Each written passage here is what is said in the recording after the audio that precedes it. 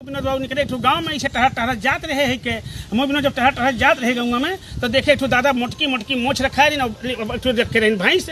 तो भैंसिया हम लोग को पसंद आई गए। विनोद हमारे पूछे का दादा भैंसिया बिकी? तो दादा कहें हाँ भैया बिकी। हम लोग के भैंसिया का दाम बतावा। दादा कहें भैया दे दे 80,000 दे। हम लोग के नहीं दादा हम लोग से 60,000 ले ला तू। तो दादा कहें ठीक बेटा 60 नहीं बेटा 65 के तू ले ला। बहुत भैंस पट गया। जब भैंस पट गया जो विनोद निकाल के 1,000 रुपये उन्हें बयाना दादा दे दी। जब दादा को बयाना 1,000 दे दी हमारे विनोद तो फिर बाद हम लोग के भैंस उठा लाई। जब भैंस आने गए हम लोग कहे दादा रास्ते में मिल गए। हम लोग कहे कहा दादा कहाँ जाते यार? दादा रास्ते मिले कहीं भैया भैंसिया खाई बहनवा वापस ले ला। हम लोग के नहीं दादा मुछिया अपने ही मुड़की मुछिया ख्याल कराओ दादा।